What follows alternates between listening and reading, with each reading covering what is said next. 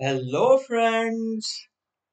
आज के एनएमआर के सेकंड सेशन में हम देखने वाले हैं principal of nuclear magnetic resonance spectroscopy.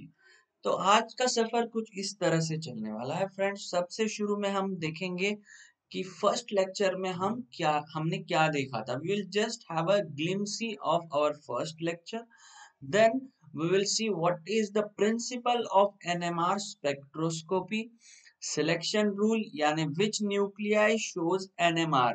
These nuclei are called as NMR active nuclei. So which property decides whether the nuclei is NMR active or not active? Then we will see nuclear magnetic moments associated with nuclei of these selected NMR active nuclei. Then we will see how the exactly absorption of energy from radio waves takes place and its mechanism, which is the key behind principle of nuclear magnetic resonance. So let's begin, friends. In the previous session, we have seen what is spectroscopy. Our session began with the concept of spectroscopy. It is the study of interaction of light with matter.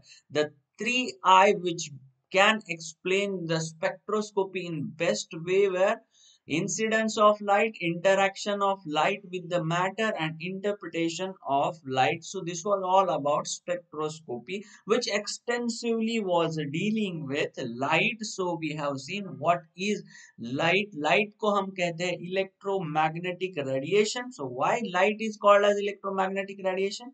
Because light has two components, electric field and magnetic field, which are oscillating in mutually perpendicular directions in this way. तो friends, light क्या होती है? जब भी कोई source like सन उसे emit करता है तो वो एनर्जी के फॉर्म में उसे एमिट करता है। बंडल्स और पैकेट्स ऑफ एनर्जी को वो एमिट करता है। उन बंडल्स की और पैकेट्स की एनर्जी अगर किस चीज पर डिपेंड करती है तो वो होती है उनके वेवलेंथ और फ्रीक्वेंसी के ऊपर। तो फ्रेंड्स, जो भी लाइट एमिट कर रही है एनर्जी का पैकेट, उसकी एनर्जी किस पर डिपेंड करने वाली है? उसकी फ्रीक्वेंसी और वेवलेंथ के ऊपर, जिसे कहते हैं E is equal to H mu. तो जब भी कोई सोर्स अलग अलग एनर्जी के फोटॉन्स इमिट करेगा, वर्ड की तरफ ध्यान दीजिए, अलग अलग एनर्जी के फोटॉन्स, अगर एनर्जी अलग होगी तो इसकी फ्रीक्वेंसी अलग होगी। फ्रीक्वेंसी यानी wavelength which are related with each other. तो फोटॉन्स अलग अलग वेवलेंथ के, जब लाइट अलग अलग वेवलेंथ के रेडिएशंस को इमिट करेगी तो इस वेवलेंथ के आधार पर, depending on wavelength, it is classified in a spectra which we call it as a electromagnetic spectra. So these are different regions of electromagnetic spectra like radio wave, microwave, infrared, visible, ultraviolet, X ray and gamma ray. तो friends, इन अलग अलग regions में wavelength अलग अलग है, यानी इनकी energy अलग अलग है। तो ये अलग अलग एनर्जी वाली लाइट मैटर के साथ अलग अलग तरीके से इन डिफरेंट मैनर रिएक्ट करती है, इंटरैक्ट करती है। तो ये किस तरह से इंटरैक्ट करती है वो भी हमने देखा। गैमा रे और एक्स रे, जिसमें बहुत शक्ति रहती है, ये सबसे ज्यादा शक्तिशाली है स्पेक्ट्रम में, गैमा रेज और एक्स रेज। ये शक्तिशाली रेज क्या कर सकते हैं? बॉन्ड को ब्रेक कर सकते हैं। और यूवी विजिबल उतने शक्तिशाली नहीं होते, ये बॉन्ड को तो ब्रेक नहीं करेंगे, बट इसमें इलेक्ट्रॉनिक ट्रांजिशंस इन होमोलूमो, ये जो इलेक्ट्रॉनिक ट्रांजिशंस है ये पॉसिबल होते हैं अल्ट्रावायलेट और यूवी विजिबल रीजन में। और इंफ्रारेड क्या कर सकता है? ये बॉन्ड के अलोंग वाइब्रेशंस क्रिएट कर सकता है। और माइक्रोवेव क्या कर सकता है? ये बॉन्ड को रोटेट कर सकता है। तो ये जो फिनोमेनन है, उनकी एनर्जी के आधार पर, on the basis of energy, they react with the matter और मॉलिक्यूल। तो रेडियो वेव जिसमें हम इंटरेस्टेड है, जो कि न्यूक्लियस में स्पिन ट्रांजिशंस करवा सकती है। न्यूक्लियस में क्या करवा सकती है फ्रेंड्स? स्पिन ट्रांजिशंस, यानी कुछ न्यूक्लियाई जो है वो स्पिनिंग मोशन दिखाते हैं और उसके ऊपर अगर रेडियो वेव गिरती है तो वो स्पिन का ट्रांजिशन करवा सकती है। अगर कोई क्लॉकवाइज घूम रहा है तो उसे एंटी क्लॉकवाइज कर सकती है।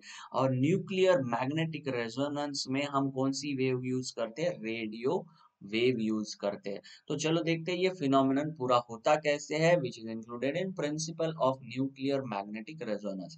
तो we will see word by word. Spectroscopy तो हमने देख लिया, it is incidence of light, interpretation with interaction with matter, and then we interpret the incidental light.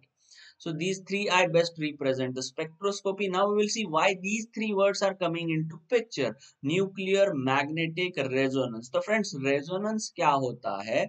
जब ये इंसिडेंट लाइट, हम इसमें कौन सी लाइट यूज कर रहे हैं? Radio wave. जब ये रेडियो वेव मॉलिक्यूल के ऊपर गिर रही है, when it is falling on the molecule, it transfers its energy to the molecule.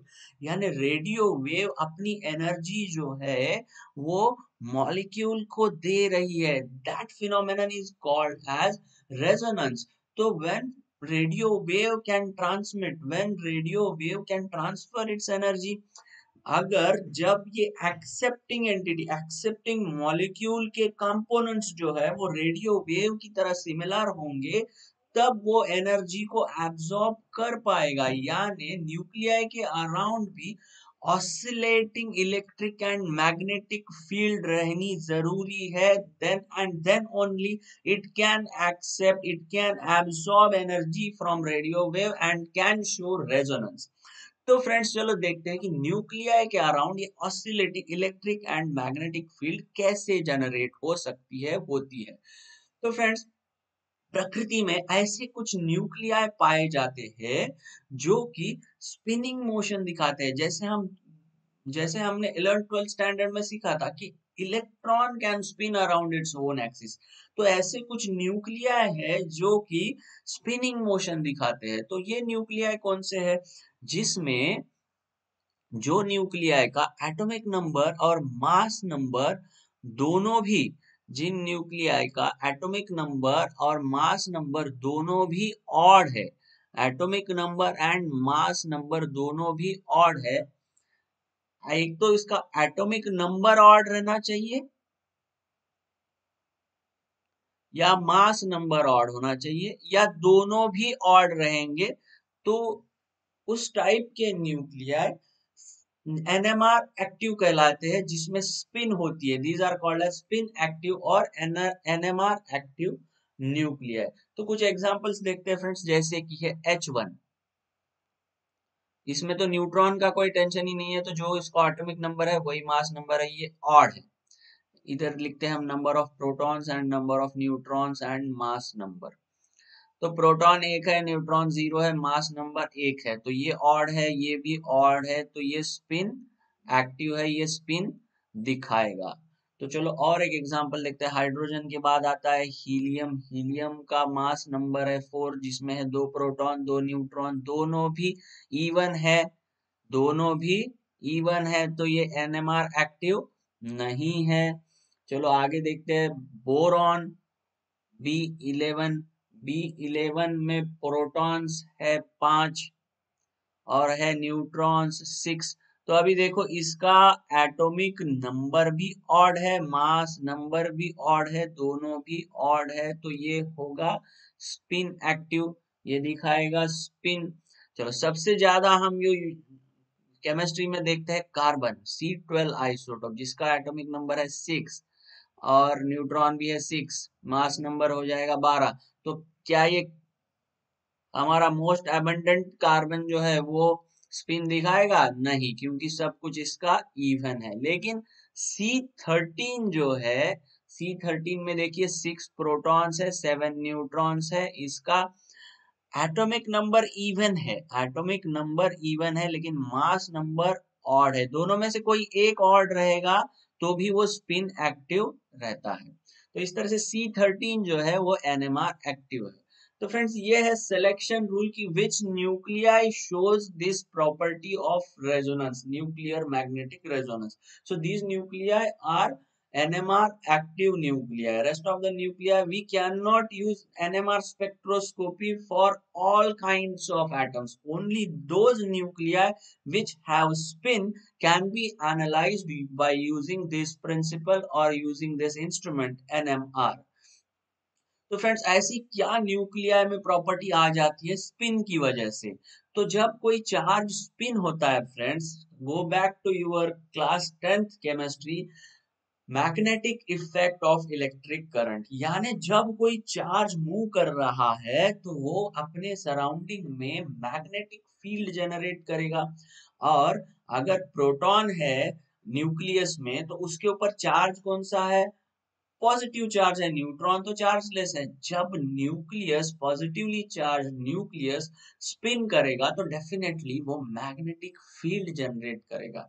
लेकिन फ्रेंड्स जब ये आइसोलेटेड स्टेट में रहते हैं, तो अभी देखो फ्रेंड्स ये की पॉइंट आने वाला है कि न्यूक्लियस में होती है स्पिन, तो जब हम इसे एक्सटर्नल मैग्नेटिक फील्ड में लेके जाते हैं तो क्या होता है, जब इसके ऊपर कोई एक्सटर्नल मैग्नेटिक फील्ड अप्लाई की हुई नहीं रहती है, when there is no external magnetic field applied on the nucleus, तो उसके जो अलग अलग मॉलिक्यूल के न्यूक्लिया है वो रैंडमली ओरिएंटेड रहते हैं. इस डायग्राम में अगर आप देख रहे हो तो इनकी डायरेक्शन, एक्सिस की डायरेक्शन देखो ऐसे रैंडमली है.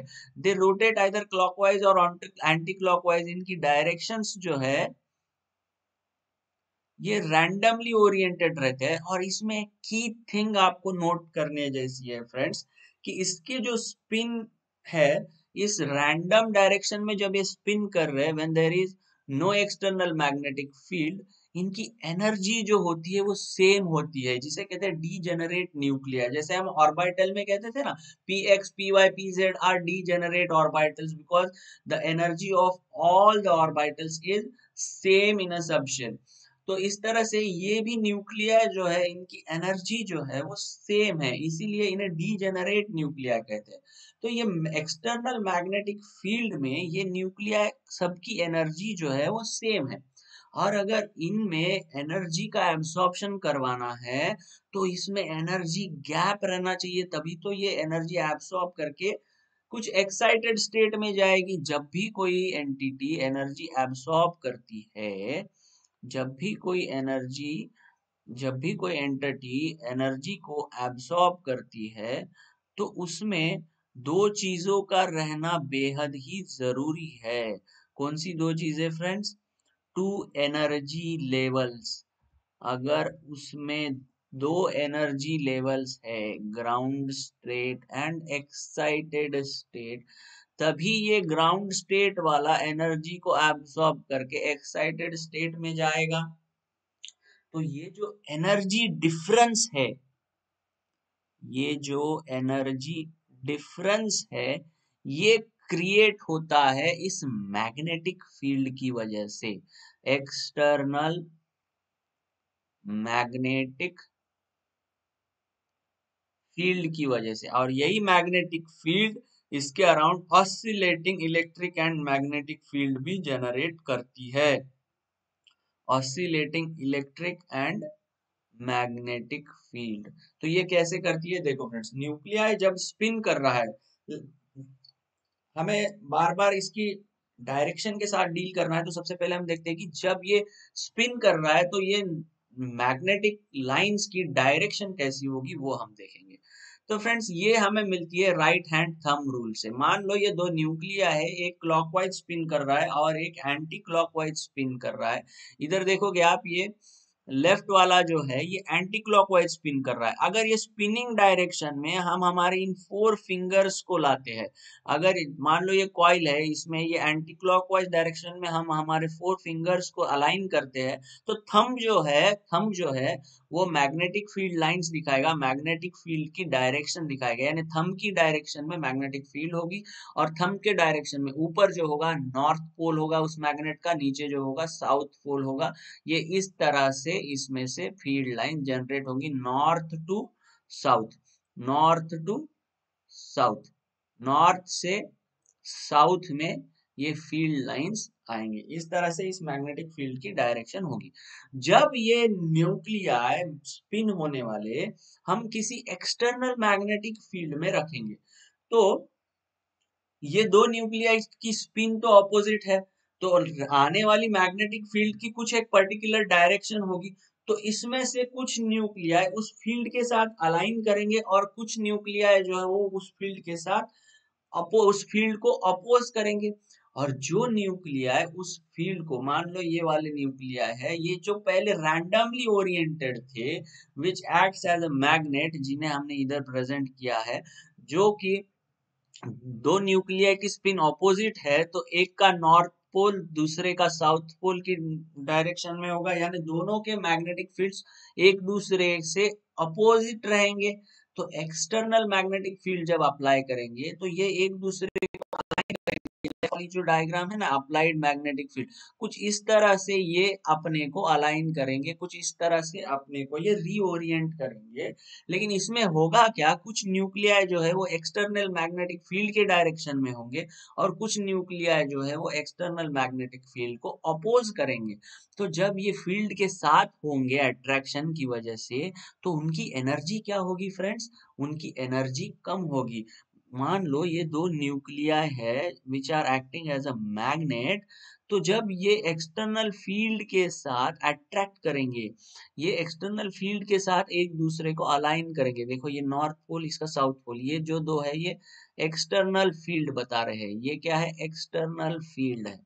तो एक्सटर्नल फील्ड में एक न्यूक्लियाई तो अपोज करेगा और दूसरा अट्रैक्ट करेगा, और जो अट्रैक्ट करेगा उसकी एनर्जी, जो अट्रैक्ट करेगा उसकी एनर्जी कम हो जाएगी, उसकी एनर्जी क्या हो जाएगी, कम हो जाएगी। की पॉइंट है दोस्तों, इसकी तरफ ध्यान दो, बिल्कुल गहराई से ध्यान दो। जब ये एक दूसरे को इलेक्ट्रिक और ये जब ये एक दूसरे को मैग्नेटिक फील्ड में अलाइन और अपोज करेंगे, तो उनमें एनर्जी गैप क्रिएट होगा एक्सटर्नल मैग्नेटिक फील्ड की वजह से। जो एक्सटर्नल मैग्नेटिक फील्ड के साथ अलाइन करेंगे उनकी एनर्जी कम होगी, जो अपोज करेंगे उनकी एनर्जी बढ़ जाएगी। और जब ये उनकी स्पिन में क्या होता है ये भी जरा देख लीजिए फ्रेंड्स। जो न्यूक्लियाई पहले इस एक ही एक्सिस के अलोंग स्पिन कर रहा था, ये स्पिनिंग टॉप रिप्रेजेंट कर रहा है न्यूक्लियाई को, और जब हम एक्सटर्नल फील्ड में इसे लेके जाएंगे तो इसकी स्पिनिंग मोशन जो हो जाएगी वो बदल जाएगी, ये प्रेसेस करेगा, इस तरह से ये प्रेसेशन में आ जाएगा due to external magnetic field, यानी इसका जो एक्सिस है वो भी स्पिन कर रहा है, वो भी रोटेट कर रहा है। और ये जिस फ्रीक्वेंसी से रोटेट कर रहा है इसे कहते हैं लार्मर फ्रीक्वेंसी और प्रेसेशनल फ्रीक्वेंसी। अभी देखो फ्रेंड्स, इसका टॉप जो है, ये जो न्यूक्लिया है प्रोसेस करने वाला, इसकी स्पिनिंग स्पीड, स्पिनिंग मेथड से ही आपको समझ रहा होगा कि ये कैसे मूव कर रहा है, ऑसिलेटिंग बिहेवियर है इसमें। और इस प्रेसेशनल मूवमेंट की वजह से, न्यूक्लियाई की इस प्रेसेशन की वजह से इसमें पैदा हो जाते हैं ऑसिलेशंस। अभी तक जब तक एक्सटर्नल मैग्नेटिक फील्ड नहीं थी तो इसमें ऑसिलेशंस नहीं थे, सिर्फ मैग्नेटिक फील्ड थी। और इस एक्सटर्नल मैग्नेटिक फील्ड की वजह से न्यूक्लिया की स्पिन जो होती है बदल जाती है, और न्यूक्लिया क्या करता है, प्रेसेस करता है, और इस प्रेसेशन की वजह से इसमें ऑसिलेशंस क्रिएट होते हैं। अब जो है ये ऑसिलेटिंग कंपोनेंट जो है वो न्यूक्लिया के अराउंड आ चुका है। तो इस ऑसिलेटिंग कंपोनेंट के साथ अब ही it is capable to absorb the energy from radio waves. तो इस तरह से जो एनर्जी गैप क्रिएट हुआ है, तो लेट्स समराइज कि न्यूक्लियाई जो है, कुछ न्यूक्लियाई उसमें क्या है, स्पिन प्रॉपर्टी है, कुछ न्यूक्लियाई जो है उसमें स्पिन प्रॉपर्टी है। The nuclei are electrically charge, due to the spin they act as a magnet, और ये अगर मैग्नेट की तरह एक्ट कर रहे हैं तो इसकी मैग्नेटिक फील्ड होगी। और जब कोई एक्सटर्नल मैग्नेटिक फील्ड इनके ऊपर अप्लाइड नहीं है, आइसोलेटेड स्टेट में, इन सब की एनर्जी क्या है, सेम है, ये सब एक ही एनर्जी लेवल पे है। और जैसे ही ये एक्सटर्नल मैग्नेटिक फील्ड में आ जाते हैं, तो जो कुछ न्यूक्लियाई जो है वो एक्सटर्नल मैग्नेटिक फील्ड के साथ अलाइन करेंगे और कुछ अपोज करेंगे। जो अलाइन करेंगे उनकी एनर्जी जो है वो कम हो जाएगी। A nucleus with spin at lower energy generates a magnetic field in the direction of the external magnetic field. और जो अपोजिट डायरेक्शन में मैग्नेटिक फील्ड को जनरेट कर रहा है एक्सटर्नल मैग्नेटिक फील्ड के, उसकी एनर्जी जो है वो बढ़ जाएगी। और इस तरह से फ्रेंड्स एनर्जी गैप क्रिएट होगा। और ये जो एनर्जी गैप है फ्रेंड्स, माइंड इट वेल, ये जो एनर्जी गैप है, ये एनर्जी गैप करस्पॉन्ड करता है किसके साथ? ये एनर्जी गैप करता है करस्पॉन्ड, इसको अगर मान लो मैं डेल्टा ई कहता हूँ, ये है डेल्टा ई। इतनी एनर्जी जो है रेडियो वेव की एनर्जी से, रेडियो वेव की फ्रीक्वेंसी के साथ ये मैच करता है। That's why we use radio waves in NMR. These are two key questions we have discussed now कि हम मैग्नेटिक फील्ड क्यों यूज करते हैं एनएमआर में। रोल ऑफ मैग्नेटिक फील्ड तो क्या है? To create energy gap, to create energy gap. And why we use radio wave?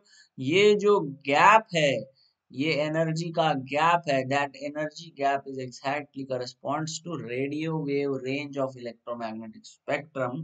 That's why we use radio waves. और जब ये रेडियो वेव, यानी इस तरह से जो प्रेसेशन करने वाला न्यूक्लियाई है, इस तरह से प्रेसेशन करने वाला न्यूक्लियाई है, इस पर जब रेडियो वेव आके गिरती है तो इसकी स्पिन में क्या हो रहा है? चेंज हो रहा है। ये न्यूक्लियाई एनर्जी को एब्सॉर्ब करके उसकी स्पिन को चेंज कर रहा है। And we record this. ये जो एब्सॉर्प्शन हो रहा है इसी को रिकॉर्ड किया जाता है और हमें मिलता है एनएमआर स्पेक्ट्रा।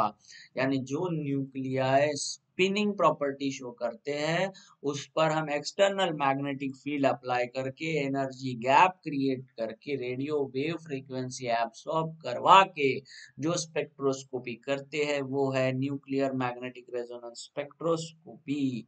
तो फ्रेंड्स प्रिंसिपल को हम कुछ इस तरह से समराइज कर सकते हैं। The nucleus of an atom in the magnetic field when exposed to electromagnetic radiations resonates at a specific radiations of that frequency, and which makes us unable to record the spectra, that allows us to record a spectrum and to gain structural information about the sample।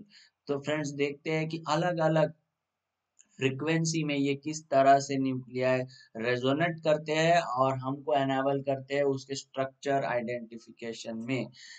इसमें आगे आने वाले concepts है chemical shift, intensity of signals, splitting of signals. तो अगले session में हम देखेंगे केमिकल शिफ्ट क्या होता है। So this was all about principal of nuclear magnetic resonance. तो मिलेंगे फ्रेंड्स अगले सेशन में, तब तक के लिए थैंक यू।